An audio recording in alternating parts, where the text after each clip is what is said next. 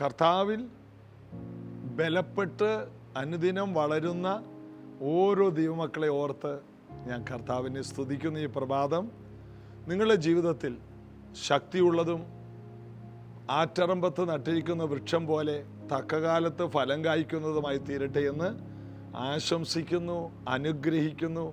Jesus everyday കാണുന്ന എല്ലാവരും ഒരു ആറ്ററമ്പത്ത് നട്ടിരിക്കുന്ന വൃക്ഷം പോലെയാകണം. 1-ാം സങ്കീർത്തനം പറയുന്നു, അവൻ തൊടുന്നതൊക്കെ സാധിക്കുന്നു. ആര്?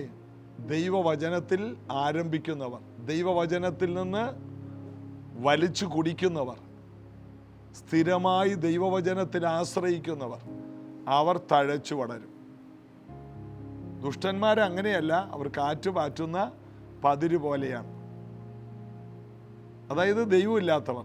ദൈവമുള്ളവനോ രാപ്പകൽ ദൈവവചനം ധ്യാനിക്കും, അവന് പ്രാർത്ഥനാ ജീവിതമുണ്ട്, അവൻ വിജയിയായി മാറും.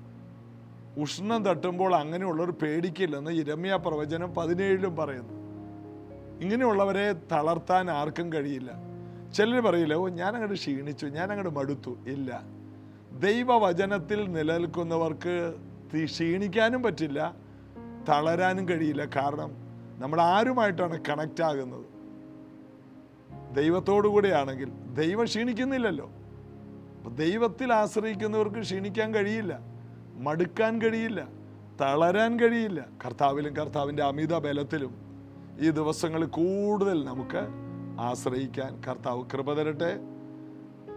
പൗലോസും പത്രോസും ഒക്കെ ക്ഷീണിച്ചു പോയിരുന്നെങ്കിൽ നമുക്ക് എത്ര ലേഖനങ്ങൾ നഷ്ടമായി പോയേനെ.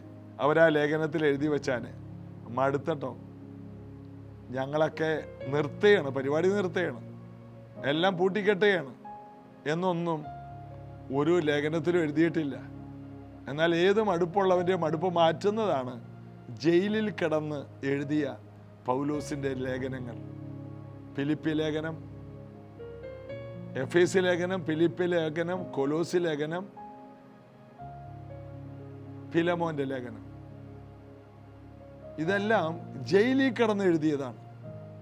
മടുത്തെഴുതിയതല്ല, മടുപ്പിക്കുന്ന അന്തരീക്ഷത്തിലും പ്രതീക്ഷകൾ കൊണ്ട് എഴുതിയതാണ് കാരാഗ്രഹ ലേഖനങ്ങൾ. ഇതുപോലെ മടുപ്പുകളെ പുറത്തെറിയുന്ന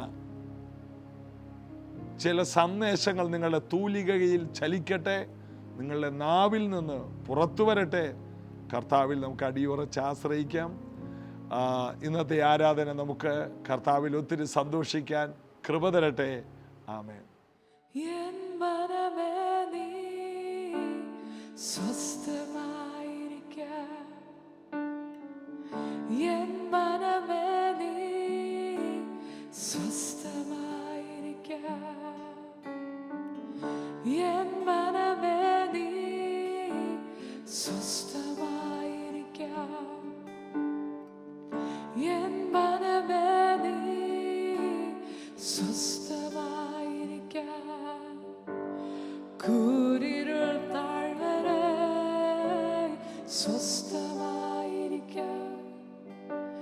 മരണത്തിൻ താഴ്വരയിൽ സ്വസ്ഥമായിരിക്കാം, കൂരിരുൾ പാതയിൽ സ്വസ്ഥമായിരിക്കാം.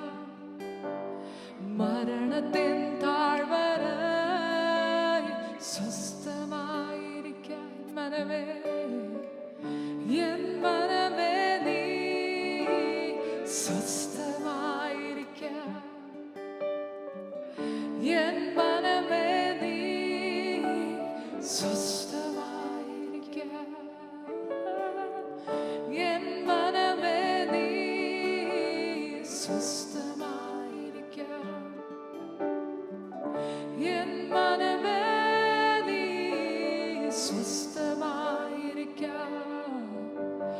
കൂരിരുൾ താഴ്വരയിൽ സ്വസ്ഥമായിരിക്കാം. മരണത്തിൻ താഴ്വരയിൽ സ്വസ്ഥമായിരിക്കാം. കൂരിരുൾ പാതയിൽ നീ സ്വസ്ഥമായിരിക്കാം. മരണത്തിൻ താഴ്വരയിൽ സ്വസ്ഥ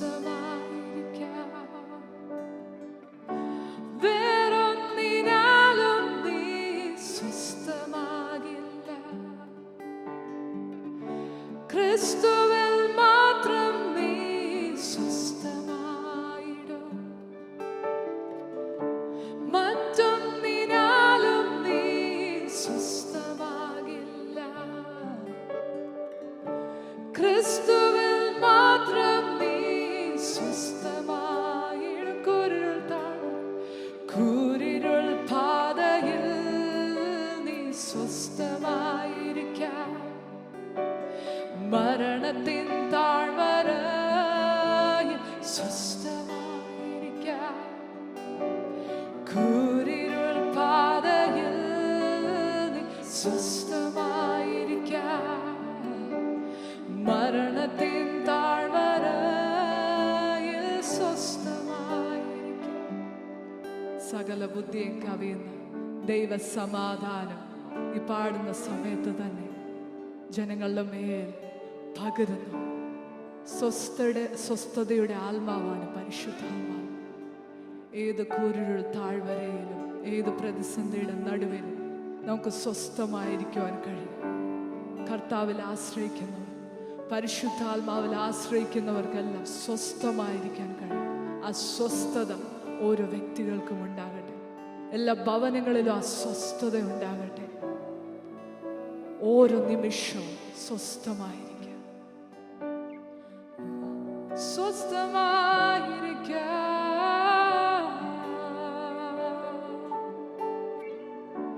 വേറൊന്നിനാലും നീ സ്വസ്ഥമാകില്ല. ക്രിസ്തുവിൽ മാത്രം നീ സ്വസ്ഥമായിടും. മറ്റൊന്നിനാലും നീ സ്വസ്ഥമാകില്ല.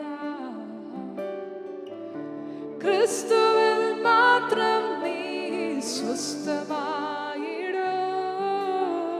കൂരിരുൾ പാതയിൽ നീ സ്വസ്ഥമായിരിക്കാം. മരണത്തിൻ താഴ്വരയിൽ സ്വസ്ഥമായിരിക്കാം. കൂരിരുൾ പാതയിൽ നീ സ്വസ്ഥമായിരിക്കാം. മരണത്തിൻ താഴ്വരയിൽ സ്വസ്ഥമായിരിക്കാം. എൻ മനമേ നീ സ്വസ്ഥമായിരിക്കാം. എൻ മനമേ നീ സ്വസ്ഥമായിരിക്കാം.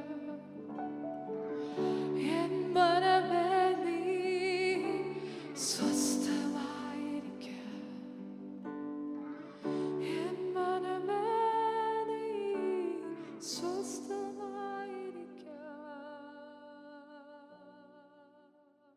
നമുക്ക് സുപരിചിതമായ ഒത്തിരി ഭാഗങ്ങൾ ബൈബിളിലുണ്ട്. ഞാനിടയ്ക്ക് പറയും, എല്ലാ ദേവദാസന്മാരും പറയും, നമുക്ക് സുപരിചിതമായ, ആർക്ക്? ബൈബിൾ വായിക്കുന്നവർക്ക്. അല്ലാത്തവർക്കോ? ആദ്യമായിട്ട് കേൾക്കുന്ന, ചിലർക്ക് ആദ്യമായിട്ട് കേൾക്കുന്ന, എനിക്കും മറ്റു ചിലർക്ക് സുപരിചിതമായ ഒരു വേദഭാഗം. അപ്പോൾ ഈ ബൈബിളിലെ എല്ലാ ഭാഗവും കുറേ നാൾ കഴിയുമ്പോൾ പറയണം നമുക്ക് എല്ലാവർക്കും സുപരിചിതമായ ഭാഗം. ഉൽപ്പത്തി തൊട്ട് വെളിപ്പാട് വരെ സുപരിചിതമാകണം. ഏത് ചരിത്രം ബൈബിളിൽ നിന്ന് വന്നാലും നിങ്ങൾക്ക് ആ ഭാഗം അറിഞ്ഞിരിക്കണം. ഒരു ചെറിയ ചരിത്രം പോലും നിങ്ങൾക്ക് അറിയാൻ കഴിയണം.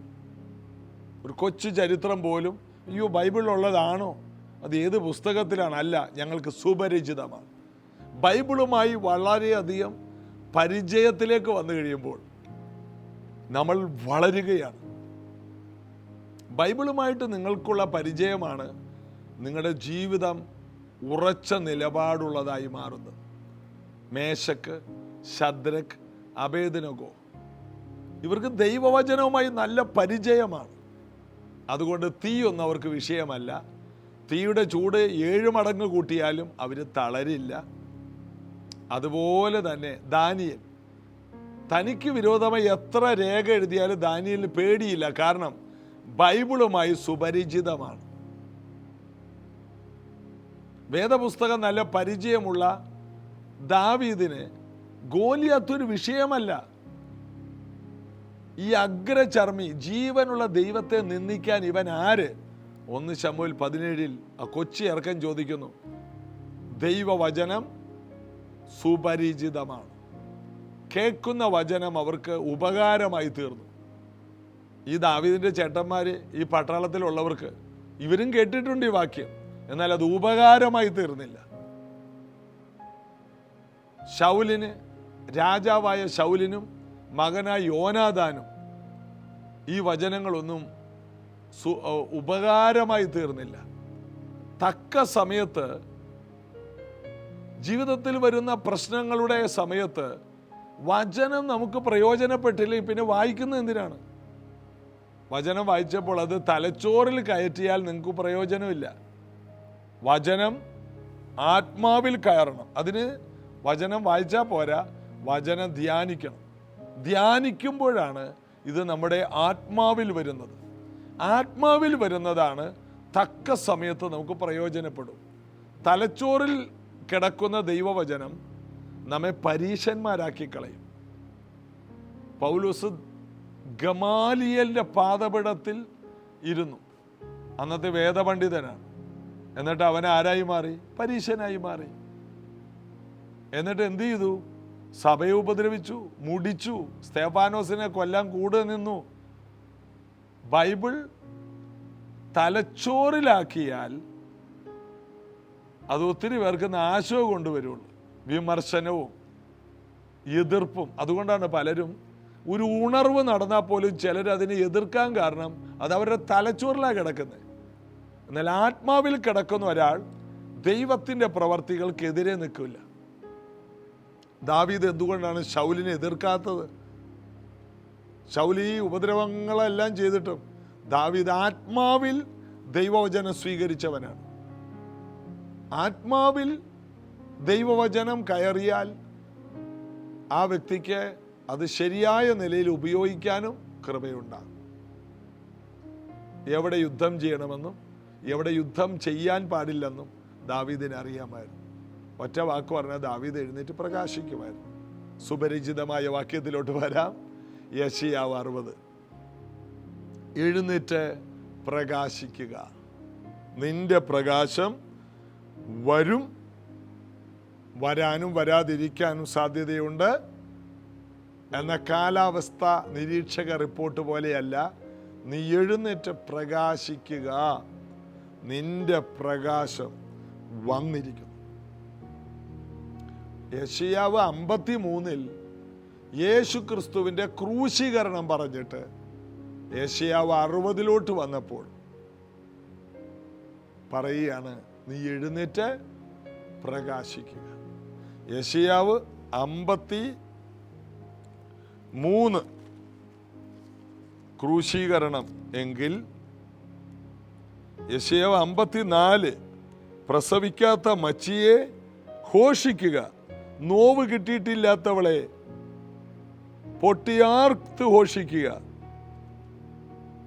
അടുത്തത് 2-ാം വാക്യം, നിന്റെ കൂടാരത്തിന്റെ സ്ഥലത്തെ നീ വലുതാക്കുക.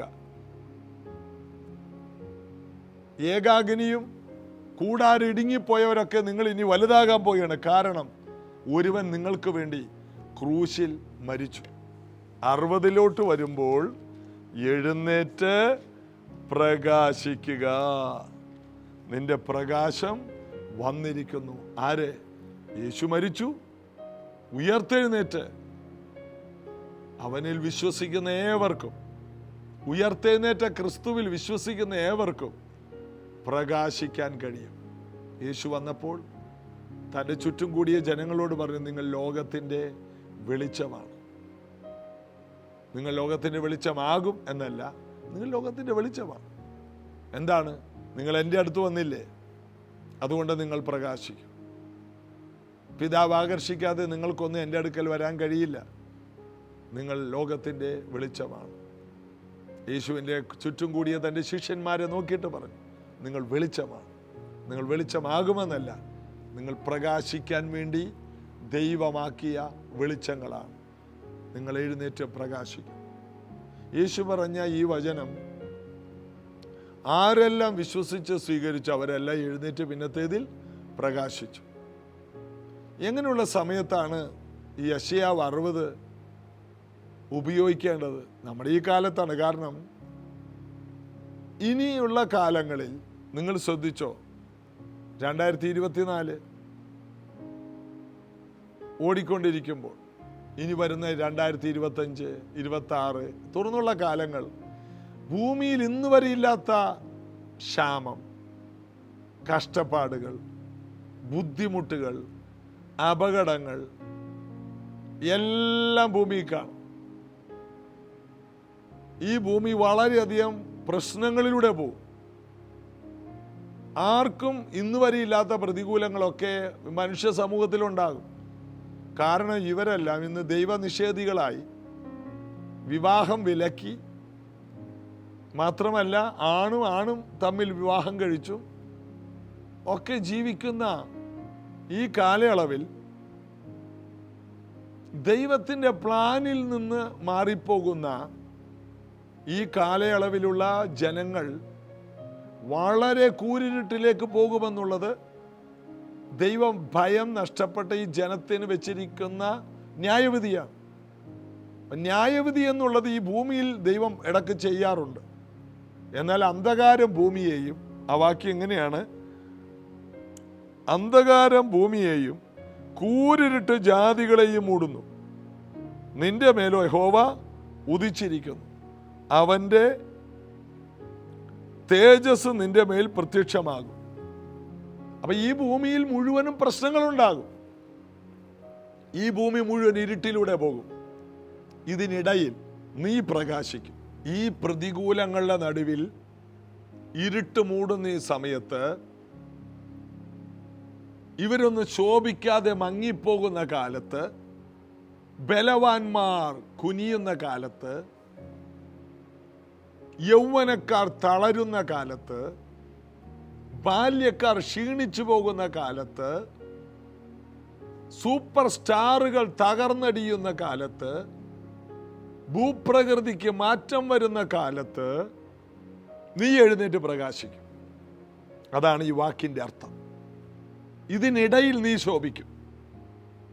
ഒന്നുകൂടി പറഞ്ഞാൽ, ഒന്നും കൂടി ഞാൻ വ്യക്തമാക്കിയാൽ, പല രാജ്യത്തും ആർക്കും ജോലിയില്ലാത്ത കാലത്ത്, ഉദാഹരണത്തിന് കാനഡയിൽ ചെന്നാൽ കാനഡയിലുള്ളവർക്ക് പോലും ജോലിയില്ലാത്ത കാലത്ത്,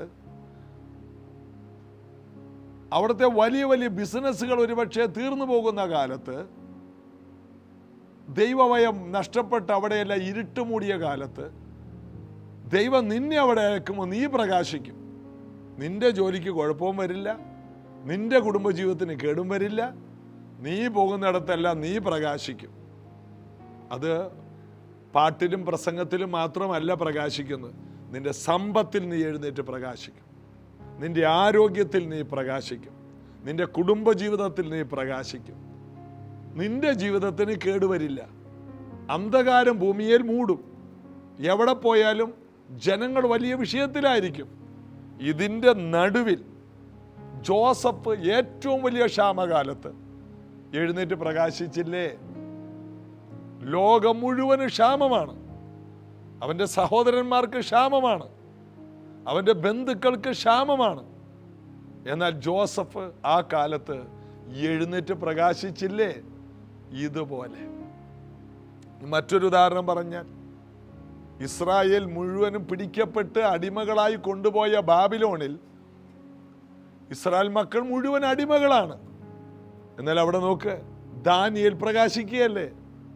മേശക്, ശദ്രക്, അബേദ്നെഗോ, ഇവർക്ക് 3 പേർക്കും പ്രമോഷനിന്റെ മുകളിൽ പ്രമോഷൻ. ദാനിയേലോ 3-4 രാജാക്കന്മാരുടെ കാലത്ത് ശുഭപ്പെട്ടിരുന്നു. അതെന്താ പരിപാടി? എല്ലാവരും ക്ഷീണിക്കുമ്പോഴും ദൈവത്തെ അന്വേഷിക്കുന്നവർ പ്രകാശിക്കും. ഈ ദൈവവചനം കേൾക്കുന്നവർ ഇന്ന് വിടുതൽ പ്രാപിക്കണം. അവിടെ ക്ഷാമമാണ്, ഇവിടെ ക്ഷീണമാണ്. ഇത് നോക്കി നീ പേടിക്കണ്ട. ഇസഹാക്കിന്റെ ചരിത്രം നോക്കിയേ. ക്ഷാമം കൊണ്ട്, ഞെളിപിരി കൊണ്ടിട്ട് ജനങ്ങൾ 4 വഴിക്ക് പോയി. ആ ദേശത്ത് നിൽക്കാൻ പറ്റുന്നില്ല.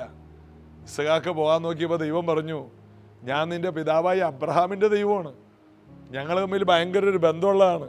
ആ അബ്രഹാമിൻ്റെ മോനല്ലേ നീ? അബ്രഹാം കരഞ്ഞ് പ്രാർത്ഥിച്ചപ്പോൾ ഞാൻ നിന്നെ കൊടുത്തതാണ്. നീ എൻ്റെയാണ്, നീ എൻ്റെ പ്രോഗ്രാമാണ്. എല്ലാവരും ഓടുന്ന പോലെ നീ ഓടണ്ട. ഈ ദേശത്ത് എല്ലാവരും ഇരുട്ടിലായിരിക്കും, എന്നാൽ നീ പ്രകാശിക്കും. ഇസഹാക്ക് ആണ്ടിൽ വിതച്ചു, അവന് 100 മേനി വിളവ് കിട്ടി. അവൻ വർദ്ധിച്ച് വർദ്ധിച്ച് മഹാസമ്പന്നനായി മാറി. ആ രാജ്യത്തെ രാജാവ് ഇസഹാക്കിൻ്റെ അടുത്ത് വന്നു, നമുക്ക് തമ്മിലൊരു ബന്ധം വേണം, നീ ഞങ്ങളോട് ഒന്നിനും വരരുത്. രാജ്യത്തെ രാജാവിനേക്കാൾ മുകളിൽ ഇസഹാക്ക് പ്രകാശിച്ചു. എന്താ കാരണം അറിയണം. അന്ധകാരം ഭൂമിയിൽ മൂടുമ്പോഴാണ് ജനങ്ങൾ തകർന്നടിയുന്നത്. സാമ്പത്തിക മേഖല, ആരോഗ്യ പ്രശ്നങ്ങൾ, സാമ്പത്തിക മേഖല തകരാറാകും, ആരോഗ്യ പ്രശ്നങ്ങൾ അവതാളത്തിലാകും, കുടുംബജീവിതം താറുമാറാകും, ഓർഡറുകളെല്ലാം തെറ്റും. എല്ലാ നിലയിലും വലിയ പ്രശ്നങ്ങൾ നടക്കുമ്പോൾ അതിൻ്റെ നടുവിൽ നിന്റെ മേലെ യഹോവ ഉദിക്കും. ദൈവം നിനക്കൊരു വെളിച്ചം തരും, നിനക്കൊരു പ്രകാശം തരും. നീ അതിലൂടെ ഈ പ്രശ്നങ്ങളുടെ നടുവിൽ ജ്യോതിസുകളെ പോലെ ഈ ലോകത്തിൽ നീ പ്രകാശിക്കും. അതായത് അവർക്ക് ഉള്ളത് നിന്നെ ബാധിക്കില്ല. ഒരു ഉദാഹരണം കൂടി പറഞ്ഞ് അവസാനിപ്പിക്കാം. മിസ്രൈമിൽ, ഈജിപ്തിൽ ഫറവോനും അവൻ്റെ കുടുംബത്തിലെല്ലാം ബാധയാണ്. എന്നാൽ ദൈവമക്കൾ പാർക്കുന്ന ഗോശാൻ ദേശത്ത് ഒരു ഈച്ച പോലും അവിടെ കയറുന്നില്ല, ഒരു കൊതുക് പോലും കടിക്കാൻ ചെല്ലുന്നില്ല. കാരണം ഗോശാൻ ദേശത്ത് ദൈവത്തിൻ്റെ മക്കളുണ്ട്, അബ്രഹാമിൻ്റെ സന്തതിയുണ്ട്. അവർ പ്രകാശിക്കാൻ വേണ്ടി ദൈവം തിരഞ്ഞെടുത്തതാണ്. ഈ സത്യങ്ങൾ അറിയണം. ഗോശാൻ ദേശത്ത് ഒരു മരണമില്ല, ഒരു രോഗമില്ല, ഒരു കൽമഴയില്ല, ഒരു നായീച്ചയോ ഒരു പേനോ ഒരു തവളയോ അങ്ങോട്ട് ചെല്ലുന്നില്ല. ഇത് മുഴുവനും കയറുന്നത് ഫറവോന്റെ കൊട്ടാരത്തിലും സമ്പന്നരുടെ വീട്ടിലാണ്. എന്നാൽ ഇതെല്ലാം കഴിഞ്ഞ് തോറ്റ് 10 ബാധ കഴിഞ്ഞപ്പോൾ ഇസ്രായേൽ മക്കളുടെ മുമ്പിൽ ചെന്നിട്ട് മിസ്രൈമ്യർ പറഞ്ഞു, ഒന്ന് പോകാമോ, എന്ത് വേണമെങ്കിലും തരാം. ആ രാജ്യത്തെ മുഴുവൻ സമ്പത്ത് ഇവരുടെ കയ്യിലോട്ട് അവർ കൊടുക്കുകയാണ്. ബഹുസമ്പത്തോടെ അവർ പുറപ്പെടുകയാണ്. പ്രകാശിക്കാൻ വിളിക്കപ്പെട്ടവർ ഒരു രാത്രി കൊണ്ട് സമ്പന്നരായി. പ്രകാശിക്കാൻ വിളിക്കപ്പെട്ടവർ ഒരു രാത്രി ചെങ്കടൽ തുറന്ന് മറുകര കയറുന്നു. പ്രകാശിക്കാൻ വിളിക്കപ്പെട്ടവരുടെ മുൻപിൽ രാത്രി അഗ്നിസ്തംഭവും പകൽ മേഘസ്തംഭവും നിൽക്കുന്നു. നീ എഴുന്നേറ്റ് പ്രകാശിക്കാനുള്ളതാണോ? ജനം ഏത് തരത്തിലാണെങ്കിലും നീ അതിലൊന്നല്ല. നീ വ്യത്യസ്തനാണ്. നിന്നെ അവരുടെ ഇടയിൽ ദൈവ ജ്യോതിസിനെ പോലെ പ്രകാശിപ്പിക്കും. അതുകൊണ്ട് നിന്റെ ഇടത്തും വലത്തും അയൽവക്കത്തും അതൊക്കെ നീ നോക്കണ്ട. നിന്നെ വിളിച്ച ദൈവം ഏത് സാഹചര്യത്തിലും നിന്നെ പ്രകാശമുള്ളതാക്കും. വിശ്വസിക്കുക. ഈ ദൂതിനെ മുറുകെ പിടിക്കുക. അന്ധകാര ഭൂമിമേലും കൂരിട്ട് ജാതിമേലും മൂടും, നിന്റെ മേൽ അത് മൂടില്ല. കാരണം നീ പ്രകാശമുള്ള വ്യക്തിയാണ്. നീ യേശുവിനെ സ്വീകരിച്ച വ്യക്തിയാണ്. നീ ഒരു ദൈവ പൈതലാണ്. ധൈര്യപ്പെടുക, മുന്നോട്ട് പോവുക. നീ എവിടെ പോയാൽ, ഏത് രാജ്യത്ത് വാർത്താലും നീ ഒരു ജയമായിരിക്കും. ഈ സന്ദേശം നിങ്ങൾ ആയിരങ്ങൾക്ക് കൈമാറണം. അവരനുഗ്രഹിക്കപ്പെടട്ടെ. ആ പ്രതിസന്ധികളെ പ്രാർത്ഥന കൊണ്ടും വിശ്വാസം കൊണ്ടും വചനം കൊണ്ടും അവർ തരണം ചെയ്യട്ടെ. പ്രാർത്ഥിക്കാം. യേശു കർത്താവേ, നന്ദി. ഇന്ന് ഈ വചനം കേട്ട എല്ലാവർക്കും വലിയ ധൈര്യവും വലിയ സമാധാനവും വലിയ സംതൃപ്തിയും വലിയ ഉയർച്ചയും വലിയ ഭാവിയും അങ്ങ് കൊടുക്കുന്നതിനായി സ്തോത്രം. അവരുടെ പ്രകാശത്തെ തിരിച്ചറിയട്ടെ. യേശു ഉദിച്ചിരിക്കുന്ന മഹത്വത്തിൻ്റെ പ്രത്യാശയെ ക്രിസ്തു വസിക്കുന്ന ഇവരുടെ ധൈര്യം ഓരോ ദിവസം കഴിയുന്തോറും പരിശുദ്ധാത്മാവിൽ വർദ്ധിക്കട്ടെ. ഇവർക്കെതിരെയുള്ള ആയുധങ്ങളെ ഞങ്ങൾ ഒടിച്ചു കളയുന്നു. ഇവരെ നശിപ്പിക്കാൻ ഒരു ശക്തിക്കും കഴിയാത്തതിനായി സ്തോത്രം. ഇന്നത് കേൾക്കുന്ന എല്ലാവർക്കും ധൈര്യവും വലിയ പ്രത്യാശയും സകല ബുദ്ധിയും കവിയുന്ന വലിയ സമാധാനവും പകർന്നു കൊടുക്കുന്നതിനായി സ്തോത്രം. രോഗബന്ധനങ്ങൾ അഴിയട്ടെ. എല്ലാ ഭൂതബാധയിൽ നിന്നും പലരും പുറത്തു വരട്ടെ. വീടുകളിൽ സമാധാന നദി ഒഴുകട്ടെ. ഇവർ പാർക്കുന്ന ദേശത്ത് ഇവർ പ്രകാശിക്കട്ടെ. അനുഗ്രഹിക്കുന്നു യേശുവിൻ നാമത്തിൽ. ആമേൻ. വിശ്വസിക്കുക മാത്രം ചെയ്യുക. ദൈവവചനത്തിൽ അടിയുറച്ച് ആശ്രയിക്കുക. നാളെ ഇതേ സമയത്ത് കാണാം. God bless you.